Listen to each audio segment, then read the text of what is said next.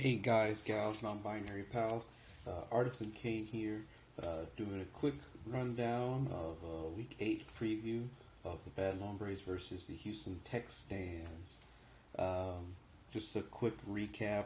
Haven't done videos in a bit, primarily because a lot of IRL stuff going on. I just moved to a different state, so that took a lot of time and energy and whatnot. But in that time, the league has continued on. We are actually rolling right along. Started out the season 0-2, and right now we are 5-2. So we're off of 5 straight wins to go into Week 8. So we're in a pretty good position. We're second place in our division, fighting for the divisional spot and or a wild card spot to get into the playoffs. So already halfway through the season, getting ready here for a big matchup, Week 8. Houston Texans. So real quick, we'll go over his team. We're playing Mario, good friend of mine. I've known him since 2011, so several years now. He's one of the reasons I actually got back into competitive Pokemon. So we talk quite a bit about the meta, how it's changing, different mons, their viability, different potential sets and whatnot. So he knows me pretty well personally and as well as a trainer. So I really don't know what he's going to bring. He could bring some really standard stuff, or he could bring really weird stuff. And with his team, just looking at it here, there is a lot of different viable sets that can be used on these mons. So let's go over it real quick. We've got Gyarados, Grimmsnarl, Mamoswine, Centiskorch, Pangoro, and Diggersby. Diggersby is actually a recent addition. If y'all remember, I took on Diggersby week 1 when he was on the Atlanta team. And so Gyarados is actually one of the most threatening members of his team. It's one of the mons that's one of the kill leaders in the league right now, and it's pretty obvious why. It's got access to Moxie as well as the speed boosting max airstream once it Dynamaxes. So once it Dynamaxes, it can just set up to sweep. So that's something you have to be really wary of when facing Gyarados. Going down the line here, Grimmsnarl, Prankster, access. So it can do a lot of screen stuff. It can do taunting. You can do different things like that. Actually, if you look at his whole team, he's got 3 mons that are have access to taunt: Pangoro, Gyarados, and Grimmsnarl. So that can be problematic, especially if you want to get up hazards, you want to do status moves, things like that. Scrafty, being dark, is immune to Prankster, but the problem is Grimmsnarl is Dark Fairy, so that Fairy typing, Scrafty can't take a Fairy hit. Even doing the calcs, even trying to put on different berries and stuff, it just doesn't make sense to try to put Scrafty in that position. Mamoswine is a really good banded user. He's also run other things like dual screens on Mamo, which is really interesting. Potential to set up stealth rocks and things like that. Basically does everything that Piloswine, the Maimon, does, but it's got a higher speed tier. So it might not look like it, but Mamoswine is actually his second fastest Pokemon at a base 80 speed. So it's kind of deceptively fast in that you see it as a big, fat elephant thing, but it's actually got a pretty high speed tier, and that is a problem because it can end up outspeeding a good chunk of my team, depending on what items they're holding. So, Scrafty, Piloswine, Toxtricity, Dracovish, those can all be outsped by Mamoswine with that base 80 speed tier. The same thing with Diggersby. Not trying to skip down to Diggersby, but Diggersby has a base 78 speed, so that 78 allows it to outspeed the 75 mons if it's running, Jolly or whatnot, especially Scarfed. a lot of his mons can outspeed just about all my mons if they're scarfed. So it's something we got to be prepared for. Continuing down, we got Centiskorch. Centiskorch is a very interesting typing, being fire and bug. However, it does have the 4 times weakness to rock. So if we get rocks up, that's really big. I anticipate heavy duty boots on Centiskorch. It's kind of the item that makes it the most viable. But if heavy duty boots are on Centiskorch, that means that Gyarados will take a good hit from stealth rocks. It will also prevent a lot of switching in and out of Gyarados because it'll keep taking that chunkage. But in all reality, once Gyarados gets up and it starts sweeping, I mean, there's no real reason to switch it out and switch it back in. Next is Pangoro. Pangoro is very similar to Scrafty in that they are both dark fighting, and they are both base 58 speed. Both have that 4 times weakness to Fairy. Pangoro has access to a couple interesting things. It's also a viable choice band user. However, if he really wanted to get, finessing with it and do a lot of nuance, he can go with like an Iron Fist Life Orb set and put Swords Dance on it. It's also got access to some priority moves like Bullet Punch. Also having the stab moves of like Darkest Lariat, Close Combat, Knockoff, makes it a very viable mon in this meta. Or should I say in this format.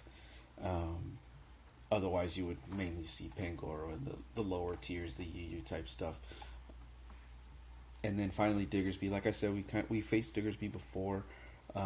Luckily we were able to bait it in with the correct switch and everything. So hopefully we can try to repeat that. I do anticipate Diggersby with a Scarf. Primary reason for that is he's got other mons that can use the choice band more effectively. And giving Diggersby the Scarf puts, if he's running Jolly, puts it at 214 speed, which can just about outpace everything on my team. Even if I had Gengar at max speed and everything, it wouldn't really be able to do much. So what we want to do is start hitting hard right off the bat. That way there's no momentum that we have to worry about. Now, if we look at my team here real quick, we can go over the build, the reasons why I have things the way they are. So, first off, we're running Choice Specs Gengar. Choice Specs for Gengar has been working really well. It does outspeed just about all his team outside of a Scarfer. We have just enough speed EVs to outspeed a max speed Jolly Gyarados. Running the different calcs, these are all obviously dependent on the EV spreads they have, but we're running Energy Ball because Energy Ball has the potential to OHKO, Diggersby, and Mamoswine. T-Bolt is specifically for Gyarados. That 4 times against Gyarados is really important. We want to make sure that we can get that off before Gyarados starts doing crazy stuff like max airstreaming. So once those max airstreams go up, we're not going to be able to outspeed it. And if it's getting Moxie boosts on the way, then you're talking about, plus attack, plus speed, and it can just roll through this team. If you actually look at my team, I only have 1 resistance to water, and that's Dracovish.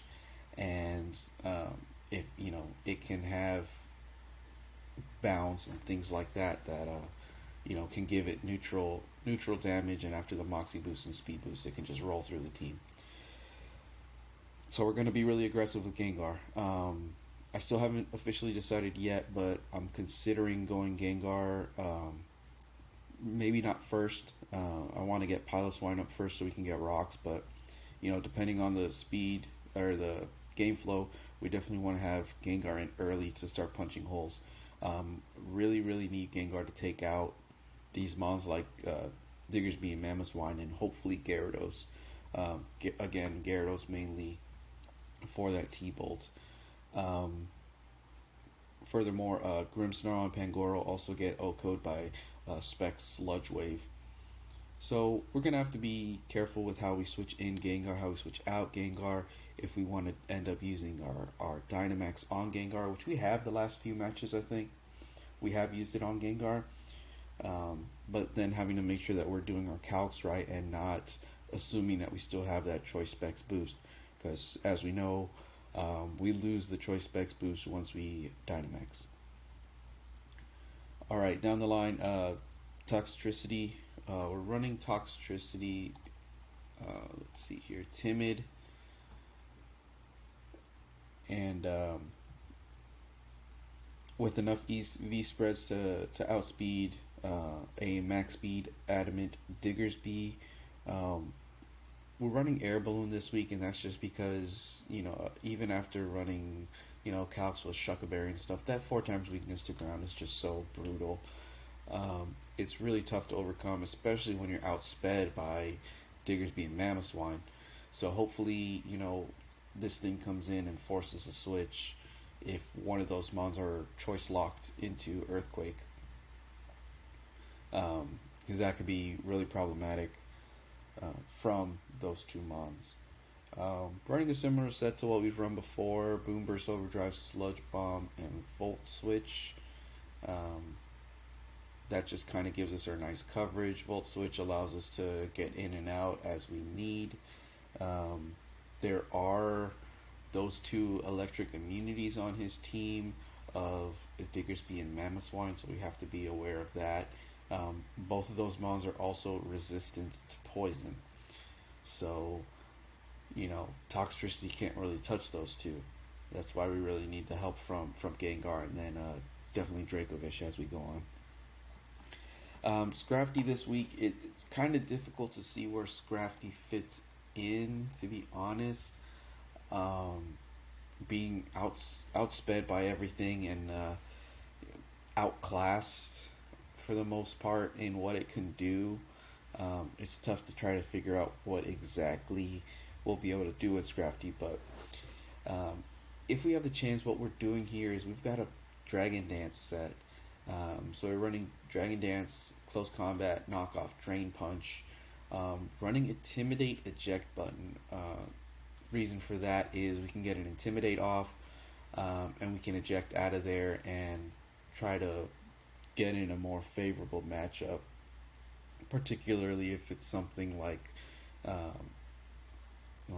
any of those physical attackers are not going to appreciate that Intimidate. So, and if we look at the bulk of his team, it's mainly physical attackers. He has run, a nuanced special Gyarados before with like Surf instead of Waterfall. But either way, we want to have those that Intimidator with the eject. Close combat there just to hit mons like Pangoro a little bit harder, hit mons like Mamoswine a little bit harder. But I mean, it is a little bit tough to see how Scrafty is able to actually set up, because it's outsped by everything, and it does take that super effective fairy damage, takes that super effective fighting damage. But if we are able to get up a Dragon Dance, at +1 speed, we're able to outspeed everything that's not Scarfed. So that's definitely a good thing. It's just going to be a matter of monitoring the game flow and figuring out where we would be able to do that. Obviously, the priority is not the Dragon Dance. The priority is the Intimidate Eject button for that attack decrease and the eject. One thing we have to be aware of also is that Scorch has access to White Smoke, which makes sure that its stats can't be lowered. So you can't be intimidated, basically. Next up, Piloswine. I'm really thinking of going Piloswine just right off the bat first, leading with Piloswine and getting rocks up. Now, Piloswine is outsped by everything, which is very problematic. If we get rocks up first, that's great, but either we're baiting in a favorable switch before Mario, or we're allowing Piloswine to get O-code before the rocks even go up, and then we lose Piloswine for the entire game. So we have to be careful of what is coming out. Um, he has led with Grimmsnarl in previous weeks, but we can't just assume that that's going to happen. If it is Grimmsnarl, then we might be able to get off the Stealth Rock with no problem. Even if he taunts, we are running Oblivious this week to make sure that we can still get those rocks up because they cause such a headache to his team. But and then we're running Ice Shard. Hopefully, if Piloswine gets those rocks up and then comes out, Ice Shard later in the game might be helpful to pick off some of those mons that are at lower HP, that are weakened, and that's why we're running Adamant Max Attack to get the extra boost on the Stab Ice Shard, and then we're running Max HP to get a little bit more longevity, and then obviously we're going to have the EV line on there. I thought about running some different things on there, like a choice band or something. It just doesn't make as much sense with Piloswine. The thing that really makes it viable in any format really is having the Eviolite. Next up, we've got Ribombee. I think this is the first week I'm running Ribombee with something other than Focus Sash. I'm running heavy duty boots. He does have a rocker in Mamoswine. He's also got Spikes access in Diggersby, although I highly doubt he's going to be focused on hazard stuff as far as Diggersby goes. Most likely, Stealth Rock stuff. So what we're doing with Ribombee here is we've got enough EVs to outspeed a max speed Jolly Gyarados, and we haven't put anything more than that.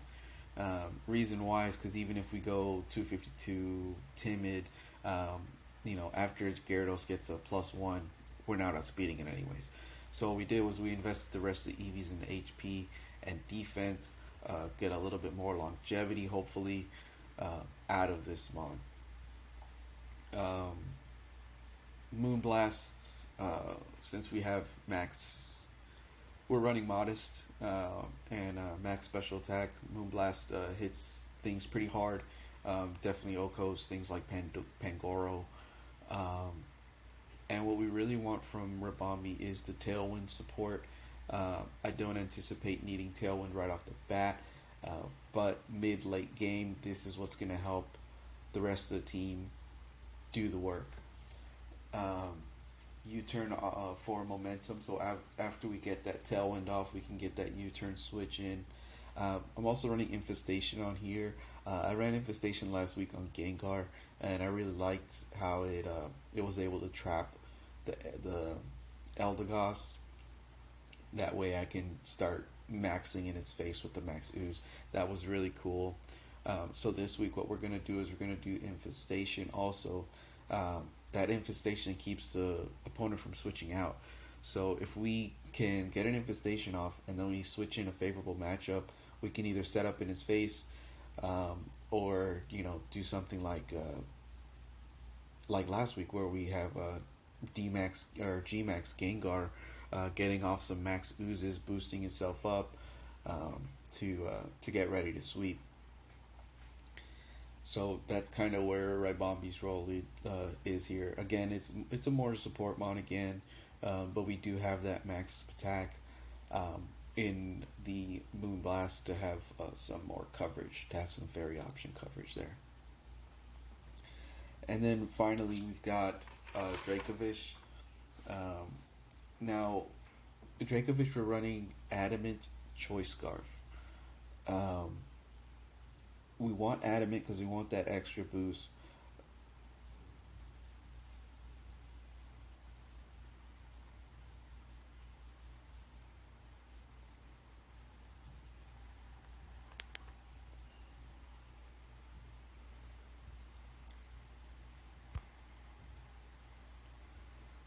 We're running Adamant because we want that extra boost, but we don't need to have Jolly on there. We just want max speed um, with the adamant and scarfed.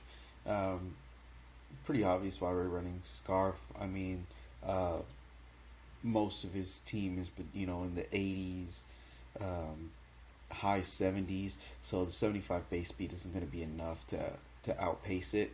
That's why we need the scarf. But even though as we're outpacing it, we don't need to go jolly and give up those extra attack points. So basically, his only Dracovish answer is Gyarados that resists it, that resists that Vicious Rend. Even if he is running a really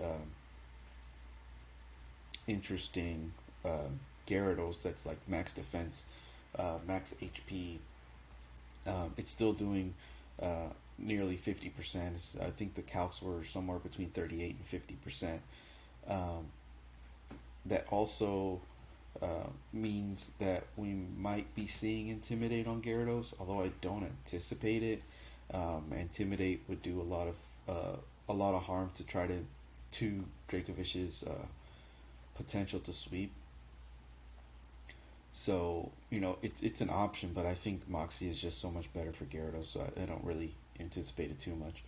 Um, and then once we have that Stealth Rock support, we can really do damage to Gyarados. So otherwise, I think Dracovish is in a really good position to do a lot of damage to the team.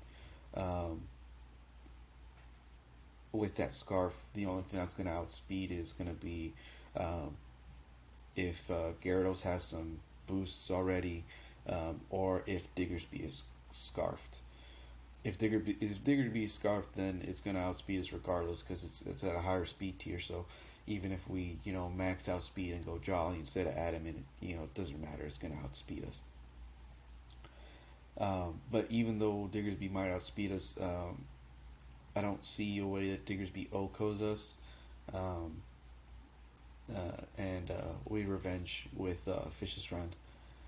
So that's kind of the breakdown here. Like I said, I do know Mario IRL. We played Pokemon quite a bit, although we don't play against each other that often. We played earlier this year in a doubles league, where he whooped me, and then we played probably super early OU metagame, like the end of 2019, when we were playing on the 6v6 singles, but I was bringing a pretty stally team, so that doesn't really work with that 20-minute timer. But anyways, yeah. So I'm really excited for this game. It was a lot of fun to research everything and kind of get my ideas together for how I want to go after this team, and we really want to just get up rocks and take out everything that's the biggest threat, especially the Gyarados, Diggersby, Mamoswine. Oh yeah, I didn't mention it, but Grimmsnarl also could be the G-Max version. And as we saw in the WBE, when Envy was running G-Max Grimmsnarl, I mean, that thing was running through teams also. So there's really no Pokemon here to underestimate, as far as his team goes. He's got a decent resistance spread, a decent immunity spread, that makes my team a little bit tougher to try to counter, especially when he's got these ground mons that my electric and poison mons don't really appreciate. And that's all we got. So hopefully, I'm gonna record this match. I know Mario definitely is on his channel. I don't know if he's gonna stream it, but that way I can try to give my comments while battling. Kind of talk through the idea behind it, and but otherwise, that's all I got. So I'll see you guys later.